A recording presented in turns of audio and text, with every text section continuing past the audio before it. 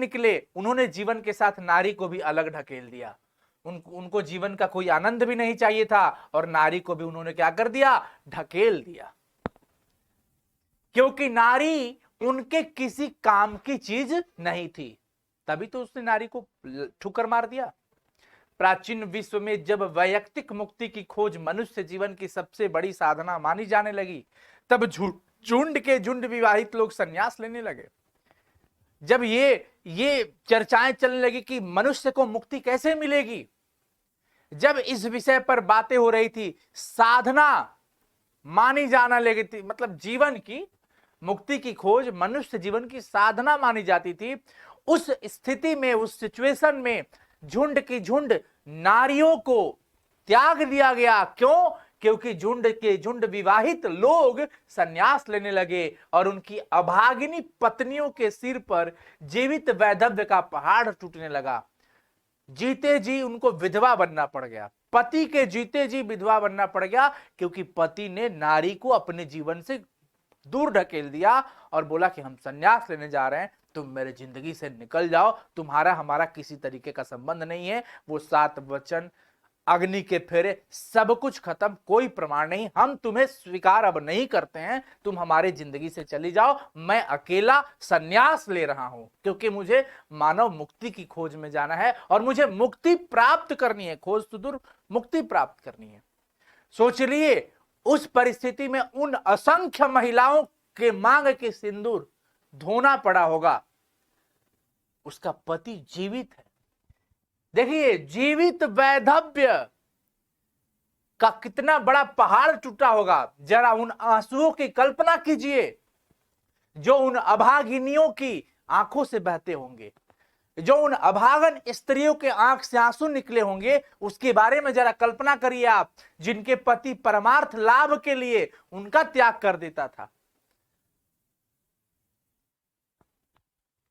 जरा उस बेबसी को भी ध्यान में लाइए जो इस अनुभूति से उठती होगी कि आखिर जो संन्यास लेता है वह निष्ठुर है, कायर और कठोर नहीं, बल्कि पुण्यात्मा, साहसी और शायद सबसे बड़ा वीर है। और हाय रे नारी जो इन परिस्थितियों से हारकर स्वेच्छया अपने आप को सचमुच ही पुण्य की बाधा और पाप की खान मानकर पछाड़ खाकर रह जाती थी।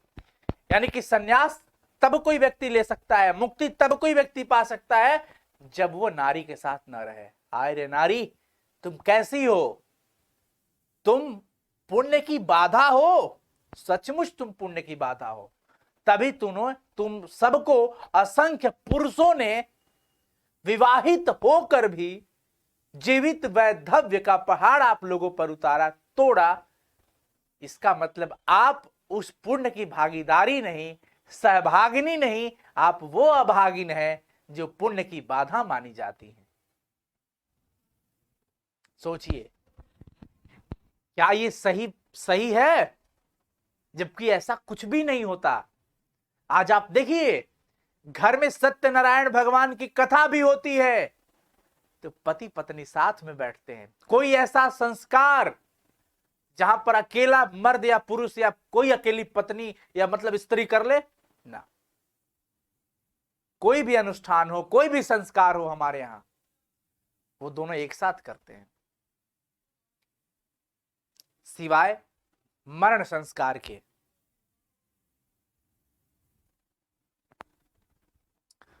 बुद्ध और महावीर ने कृपा करके नारियों को भी भिक्षुणी होने का अधिकार दिया था। याद रखिएगा, यह ऑब्जेक्टिव के टर्म में आएगा। बुद्ध और महावीर ने कृपा करके नारियों को किसका अधिकार है? भिक्षुणी, भिक्षा मांगने का। किंतु यह भी अधिकार नारी के हाथ सुरक्षित नहीं रह सका। क्यों? जैनों के बीच जब दिगंबर संप्रदाय निकला, दिगंबर संप्रदाय, जैनों के बीच जब दिगंबर संप्रदाय निकला, तब धर्माचार्य नारियों की भिक्षुणी होने वाली बात से घबरा गए और धर्म पुस्तक में उन्होंने एक नए नियम का विधान किया कि नारियों का भिक्षुणी होना भी व्यर्थ है, क्योंकि मोक्ष नारी जीवन में नहीं मिल सकता। जब जैन धर्म में एक नया संप्रदाय निकला, दिगंबर, उसमें 2 लोग होते हैं, दिगंबर और एक आगंबर, ठीक है ना। तो अगर हम दिगंबर की बात करते हैं, दिगंबर तो एक से और है, हम हाँ दिगंबर की हमें बात कर रहे हैं ना, तो दिगंबर जो थे, उनके जो धर्माचार्य थे, धर्म के जो आचार्य थे उन्होंने क्या लिख दिया पुस्तक में कि नारियों का भिक्षुणी होना भी व्यर्थ ही है। तुम क्यों भिक्षा मांग रही हो भाई मुक्ति पाने के लिए? तुम्हें तो नारी जीवन में कभी मुक्ति मिल ही नहीं सकता। तुम्हें पुरुष बनना होगा। कभी नारियां घर में ही रहकर दान पुण्य करें और उस दिन की प्रतीक्षा करें जब उनका जन्म पुरुष योनि में होगा। जब तुम पुरुष योनि में जन्म लोगी तब जाकर के मुक्ति की बात सोचना। जब वे पुरुष होकर जन्मेंगी सन्यास वे तभी ले सकेंगी और तभी उन्हें मुक्ति भी मिलेगी। ऐसा धर्माचार्य जी ने लिख दिया। क्या कहानी है। और बुद्ध ने भी एक दिन आयुष्मान आनंद से ईसत पश्चाताप के साथ कहा। बुद्ध ने आनंद से कहा। किससे कहा? आनंद से। आनंद व्यक्ति हैं, उनसे कहा गया। आयुष्मान आनंद से कहा गया, कह रहे हैं पछतावे के साथ कि आनंद मैंने जो धर्म चलाया था वह 5000 सहस्त्र मतलब 5000 वर्ष तक चलने वाला था, किंतु तो अब वह केवल 500 वर्ष चलेगा क्योंकि नारियों को मैंने भिक्षुणी होने का अधिकार दे दिया है। धर्म साधक महात्मा और साधु नारियों से भय खाते थे। धर्म की साधना करने वाले और साधु लोग नारियों से डरते थे। विचित्र बात तो यह है कि इनमें से कई महात्माओं ने तो ब्याह भी किया और फिर नारियों की निंदा भी की। रामधारी सिंह दिनकर जी कहते हैं कि आश्चर्य की बात तो यह है कि ये कई सारे साधु महात्मा ये नारियों से शादी भी किया, विवाह भी किए और वापस नारी की निंदा भी कर रहे हैं। कबीर साहब का एक दोहा मिलता है, नारी तो हमहू करी तब ना किया विचार, अजब जानी तब परिहरी नारी महाविकार। नारी महाविकार, नारी बहुत बड़ी दोषी है। मतलब नारी को दोषी माना जा रहा है। नारियों की यह अवहेलना, यह अपमान हमारे अपने काल तक भी पहुंची है। बर्नार्ड शॉ ने नारी को अहेरिन और नर को अहेर माना है, जादूगरनी। बर्नार्ड शॉ क्या नारी को क्या माना है? अहेरिन माना है, जादूगरनी, और नर को जादू माना है, मतलब जादूगर, अहेर माना है। तात्पर्य यह है कि अहेर को अहेरिन के पास से बचकर चलना चाहिए। मतलब इनका कहना यह है कि नारी अहेरिन है और नर अहेर है, यानी कि इनको जादूगरनी से बच के चलना चाहिए, अहेरिन से बच के चलना चाहिए। यानी कि नारी से आप कितना घबरा रहे हैं, नारी को आप अपमान कर रहे हैं कितना। बहुत नीचे के स्तर पर कुछ ऐसी ही प्रतिक्रिया उन कवियों की भी है जो नारी को नागिन या जादूगरनी समझते हैं, लेकिन ये सब झूठी बातें हैं। नारी को नागिन कहते हो, शर्म नहीं आती? जब नारी को तुम नागिन कहते हो तो क्या तुम नाग नहीं हो? पुरुष तुम भी तो नाग हो। बताइए, जब वो नागिन है तो तुम नाग से कम हो क्या? ये सब झूठी बातें हैं जिनकी इजाद पुरुष इसलिए करता है कि उनसे उसे अपनी दुर्बलता अथवा कल्पित श्रेष्ठता के दुलाराने में सहायता मिलती है। बिल्कुल सही बात है। वास्तविकता यही है कि एक पुरुष स्त्री के सामने जाकर अपनी झूठी प्रशंसा दिखाना चाहता है। देखो, हम है बलवान, हम है स्मार्ट, हम है हैंडसम, हम नहीं होते तो ये काम नहीं होता। झूठी प्रशंसा किसके सामने? नारी के सामने। देखिए लिखा रहा ना, कल्पित श्रेष्ठता के दुलराने में सहायता मिलती है स्त्री के पास जाकर।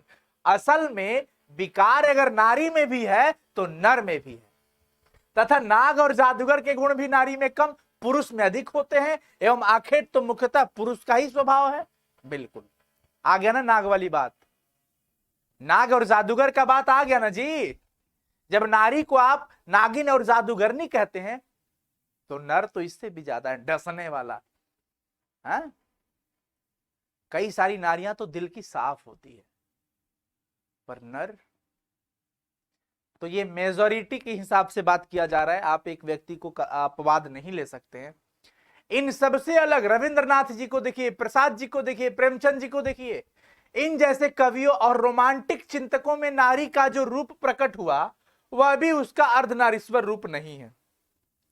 ये लोग भी बड़ा गलत व्यंग किए हैं। अब प्रेमचंद जी के बारे में सुनिए।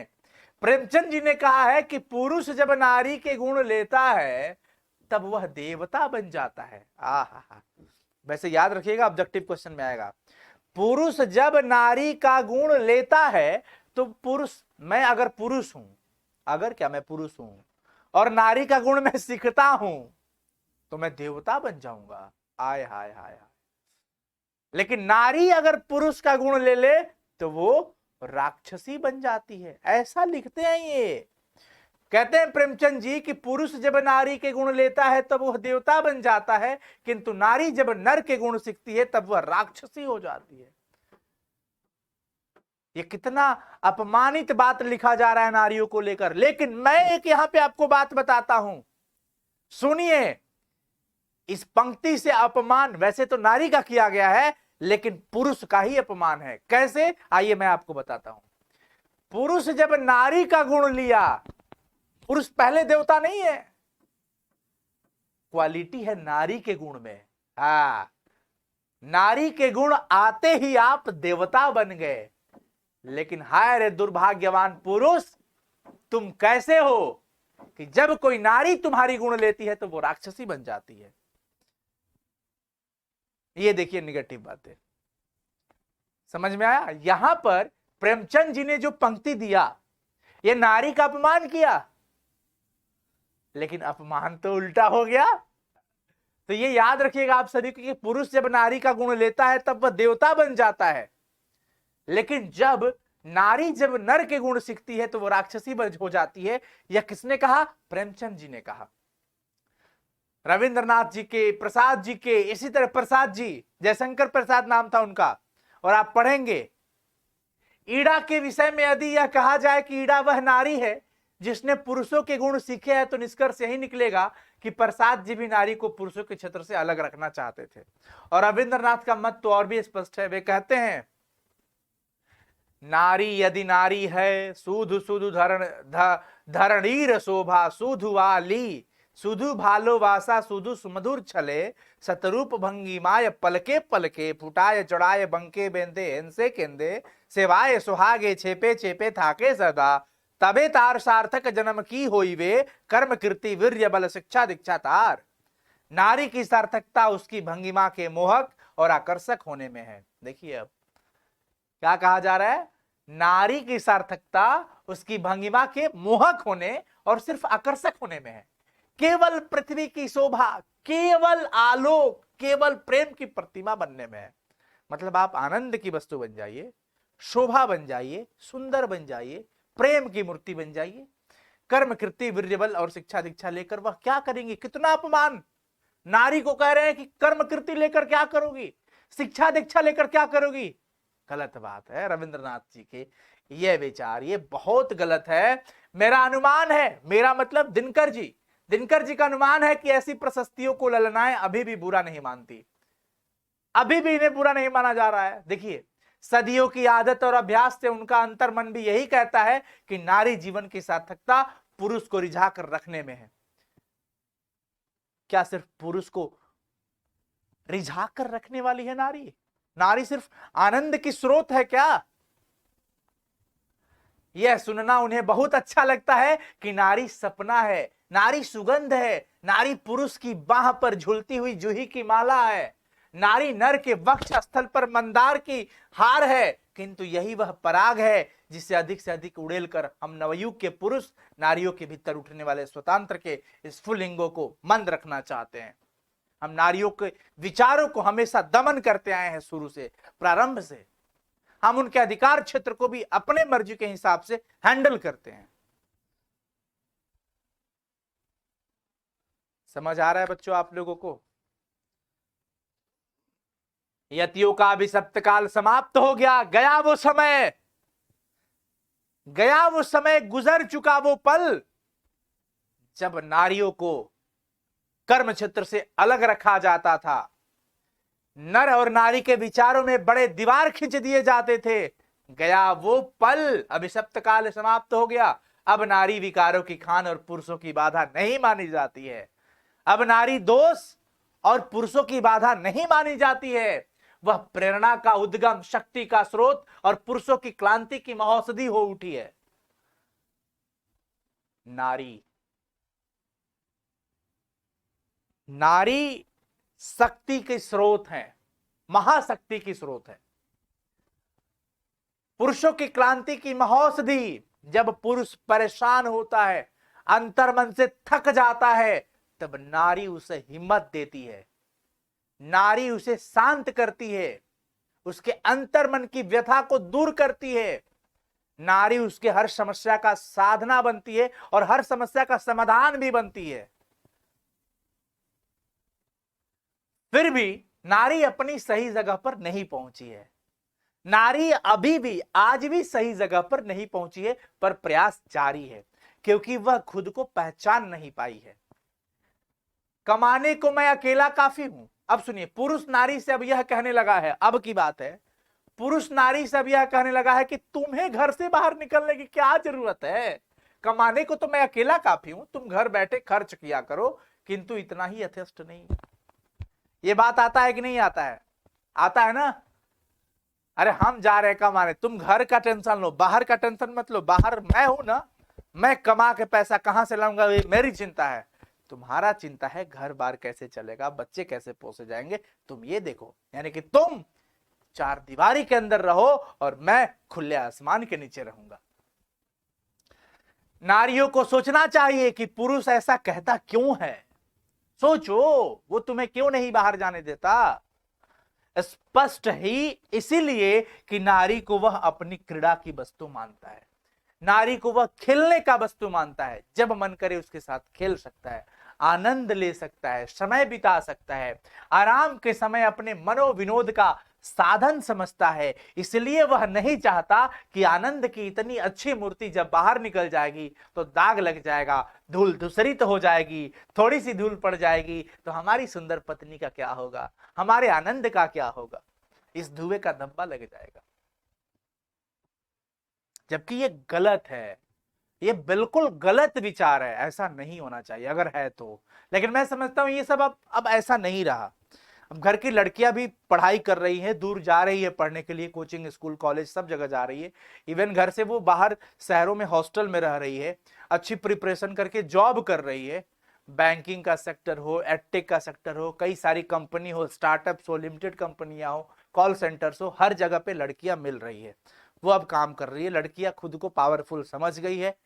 बस आज भी कुछ जगहों पर लड़कियों को बाहर नहीं भेजा जाता है, विशेषकर गांव वगैरह में। तो इसके पीछे का कारण ये नहीं है, उसके पीछे का कारण है इज्जत, मान, सम्मान।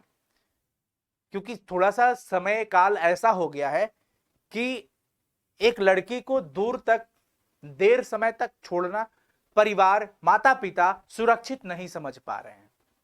बस इस वजह से वो शायद अभी नहीं निकल पा रही होंगी। ये एक कारण सार्थक हो सकता है, पर अब ये नहीं रहा। नारी और नर एक ही द्रव्य की ढली दो मूर्तियां हैं। नारी और नर एक ही पदार्थ की, एक ही द्रव्य की ढली दो प्रतिमाएं हैं। आरंभ में दोनों बहुत कुछ समान थे। आज भी प्रत्येक नारी में कहीं ना कहीं कोई एक प्रच्छन्न नर और प्रत्येक नर में कहीं ना कहीं एक अच्छी छिड़ नारी छिपी हुई है। जरूर है नर में नारी का गुण, नारी में नर का, किंतु सदियों से नारी अपने भीतर के नर को और नर अपने भीतर के नारी को बेतरह दबाता आ रहा है। परिणाम यह है कि आज सारा जमाना ही मर्दाना मर्द और औरतानी औरत का जमाना हो गया, हो उठा है। पुरुष इतना कर्कश और कठोर हो गया है कि युद्धों में अपना रक्त बहाते समय उसे यह ध्यान नहीं रहता कि रक्त के पीछे जिनका सिंदूर बहने वाला है उनका क्या हाल होगा। पुरुष वास्तव में कर्कश हो गया है, कठोर हो गया है, कहीं भी बात मैनेज नहीं करना चाहता। लड़ाई हो गई तो भीड़ जाएगा, फेंटा फेंटी, गोली बंदूक लाठी डंडा सब चल जाएगा। वो नहीं सोचता है कि अगर उसे कुछ हो जाए तो उसके मांग के सिंदूर का क्या होगा। पुरुष इतना कर्कश उठा है, उनका क्या हाल होगा। और न सिंदूर वालियों को ही उसकी फिक्र है कि और नहीं तो उन जगहों पर तो उनकी राय खुले जहां सिंदूर पर आफत आने की आशंका है। और ये स्त्रियां भी नहीं सोचती कि कम से कम कोई भी काम करने से पहले वो हमसे राय क्यों नहीं ले रहा, क्योंकि उसके एक गलत कदम से तुम्हारी सिंदूर पर आफत आने वाली है। सिंदूर वाली हो तुम भी जरा समझो। पर यहां तो कोई सिंदूर वाली नहीं है, बच्ची है सब अभी। यहां पर उनकी बात है, कौरवों की सभा में यदि संधि की वार्ता कृष्ण और दुर्योधन के बीच, देखिए एक कितनी बड़ी एक रिसर्च यहां पर वो दे रहे हैं दिनकर जी, कि अगर कौरवों के सभा में यदि जो संधि की बात हो रही थी, वार्तालाप हो रही थी, यह वार्ता कृष्ण और दुर्योधन के बीच न होकर के कुंती और गांधारी के बीच हुई होती तो बहुत संभव था कि महाभारत नहीं मचता। लेकिन कृष्ण जी को तो मंजूर कुछ और था। लेकिन यहां पर तात्पर्य यह है, भाव यह है कि कृष्ण और दुर्योधन दो पुरुष ही हैं, और ये दो पुरुष लड़ बैठे, महाभारत हो गया। लेकिन सोचिए अगर यहां दोनों नारियां होती, कुंती और गांधारी होती, तो ये लड़ाई मैनेज हो जाती, क्योंकि वो कठोर और कर्कश नहीं है और महाभारत भी नहीं मचता। ये एक अपना इनका एक राय है। किंतु कुंतिया और गंधारिया तब भी निश्चेष्ट थी। निश्चेष्ट मतलब चेष्टा नहीं की, कोशिश नहीं की, और आज भी निश्चेष्ट है।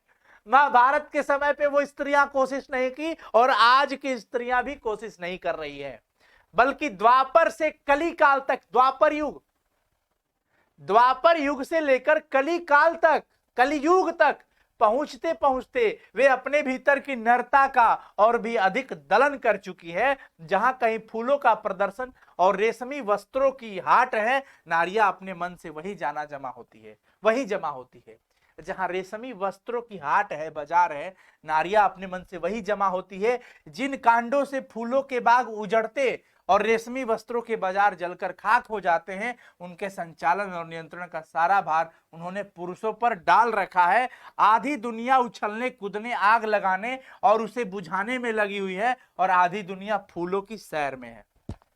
समझिए कितनी बड़ी बात कह दिया। समझ पाओ तो समझो, कितनी बड़ी बात कह दिया कि आधी दुनिया फूलों के सैर में है। नर नारी के प्रचलित संबंधों का मनोवैज्ञानिक प्रभाव संसार के इतिहास पर पड़ रहा है, और जब तक यह संबंध नहीं सुधरते, शांति के मार्ग की सारी बाधाएं दूर नहीं होंगी। नारी कोमलता की आराधना करते करते इतनी कोमल हो गई है कि अब इसे दुर्बल कहना चाहिए। नारी तुम बहुत कमजोर हो गई हो, तुम बहुत दुर्बल हो गई हो, क्योंकि तुम इतनी अपने आप को कोमल मान चुकी हो कि तुम कमजोर हो। उसने पौरुष से अपने आप को इतना विहीन बना लिया है कि कर्म के बड़े क्षेत्रों में पांव धरते ही उसकी पत्तियां कुमलाने लगती हैं, और पुरुष में कोमलता की जो प्यास है उसे नारी भली भांति शांत कर देती है। पुरुष कर्कश होते हुए भी चाहता है कोमल रहे, तो इस कोमलता को नारी शांत कर देती है। लेकिन तुम नारी, तुम अभी तक इतनी कोमल रह गई हो कि तुम दुर्बल बन गई हो। तुम्हारी बल को कौन भर रहा है? पुरुष भर रहा है क्या? नहीं भर रहा है। लेकिन तुम नारी होकर के पुरुष की कोमलता की प्यास को बुझा रही हो।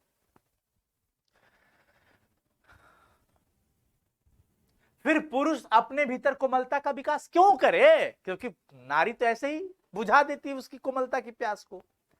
इस स्थिति से बाहर निकलने का रास्ता वह नहीं है जिसे रोमांटिक कवियों और चिंतकों ने बतलाया है, बल्कि वह है जिसकी ओर संकेत गांधी और मार्क्स करते हैं। रोमांटिक कवियों ने, प्रेमचंद जी ने कुछ बता दिया, वो मार्ग नहीं है। अर्धनारीश्वर को सार्थक करने के लिए आपको गांधी को देखना पड़ेगा, मार्क्स को देखना पड़ेगा। निवृत्त मार्गियों की तरह नारी से दूर भागने की बात तो निरी मूर्खता की बात है।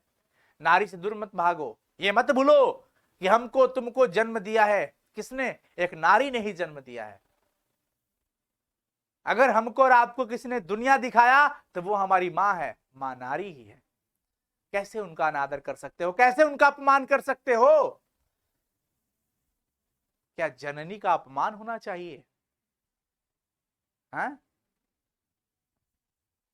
नारी केवल नर को रिझाने अथवा उसे प्रेरणा देने को नहीं बनी है। जीवन यज्ञ में उसका भी अपना हिस्सा है, और वह हिस्सा घर तक ही सीमित नहीं, बाहर भी है। बिल्कुल, जीवन यज्ञ में जितना हिस्सा नर का है उतनी ही हिस्सा नारी की भी है, और सिर्फ घर के अंदर नहीं, घर के बाहर भी। जिसे भी पुरुष अपना कर्म क्षेत्र मानता है वह नारी का भी कर्म क्षेत्र है।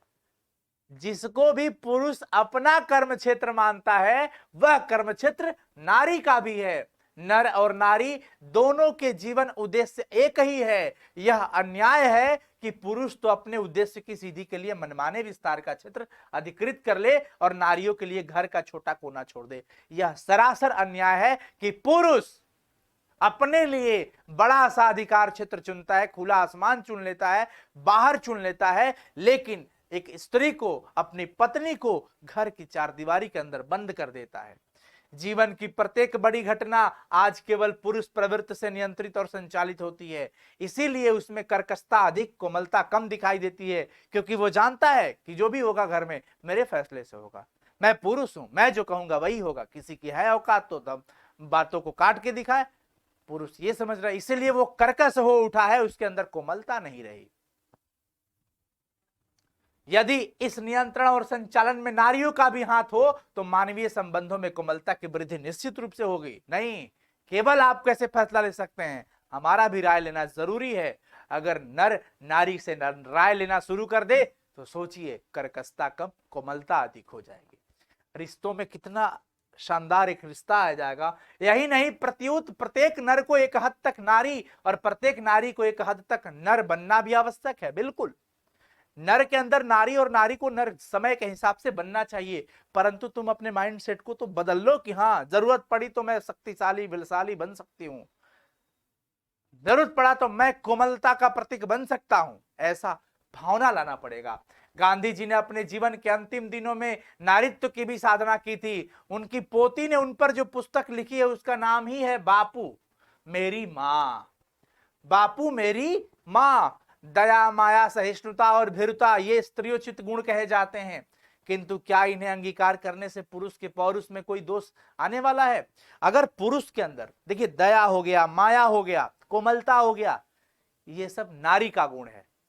अगर कोई पुरुष के अंदर दया का गुण आ जाता है, माया का गुण आ जाता है, कोमलता का गुण आ जाता है, तो क्या वो स्त्री बन जाएगा? और क्या उसके पौरुषता में कमी आ जाएगी? क्या ऐसा पॉसिबल है? नहीं भैया। अगर मेरे अंदर माया आ जाए कि मैं किसी दिनहीन को, किसी भी लाचार व्यक्ति को देखकर माया कर रहा हूं, मेरे अंदर मोह आ रहा है, मैं उनको अपने की तरह समझ रहा हूं, तो उनकी हेल्प करूंगा, उनकी मदद करूंगा। ये तो अच्छी बात है ना। मुझे किसी को देखकर दया आ रहा है तो मुझे ये तो अच्छी बात है ना कि भाई आप अगर कोई गलती किया और उस पर आपको दया आ गया, मतलब आप उसे क्षमा करने वाले हो, ये तो अच्छी बात है ना। ये तो नीति है, इसमें स्त्री स्त्री थोड़ी हो जाएंगे आप। दया, माया और सहिष्णुता ही नहीं, भीरुता का भी एक अच्छा पक्ष है जो मनुष्य को अनावश्यक विनाश से बचाता है। बिल्कुल उसी प्रकार अध्यवसाय, साहस और शूरता का वर्ण करने से भी नारी की मर्यादा कम नहीं होती। साहस बनो नारी। नारी अगर तुम साहस बन जाओगी तो क्या तुम्हारे अंदर पौरुषता आ जाएगी? तुम स्त्री के गुण खत्म हो जाएंगे क्या? तुम मर्द कहलाओगी क्या? अरे नहीं नहीं नहीं, आप स्त्री हो, स्त्री रहोगी, पूजनीय हो, पूजनीय रहोगी, जरूरत पड़ने पर साहसी बन जाओ, सूरता, सूर, बलशाली बन जाओ। अर्धनारीश्वर केवल इसी बात का प्रतीक नहीं है कि नारी और नर जब तक अलग है तब तक दोनों अधूरे हैं, बल्कि इस बात की भी कि पुरुष में नारीत्व की ज्योति जगनी चाहिए, पुरुष के अंदर नारीत्व का ज्योति जगे, और यह कि प्रत्येक नारी में पुरुष का भी स्पष्ट आभास हो। मही मांगती प्राण प्राण में सजी कुसुम की क्यारी, स्वप्न स्वप्न में गुंज सत्य की, पुरुष पुरुष में नारी। आहा, क्या बात है। पुरुष पुरुष में नारी का गुण हो और नर में भी नारी का गुण हो, नारी के अंदर नर का गुण हो। साथियों, चैप्टर समाप्त होता है और मैं समझता हूं कि आपको बहुत अच्छे से समझ में आ गया होगा इस चैप्टर का क्या राय है, क्या सीखने को मिला, आप सब कुछ समझ गए होंगे। और एक भी ऑब्जेक्टिव सब्जेक्टिव नहीं छूटेगा। मैं जहां जहां पे आपको बोला हूं कि ये चीज ध्यान रखना, ऑब्जेक्टिव पूछता है, वहां पे फोकस करिएगा। फिर मुलाकात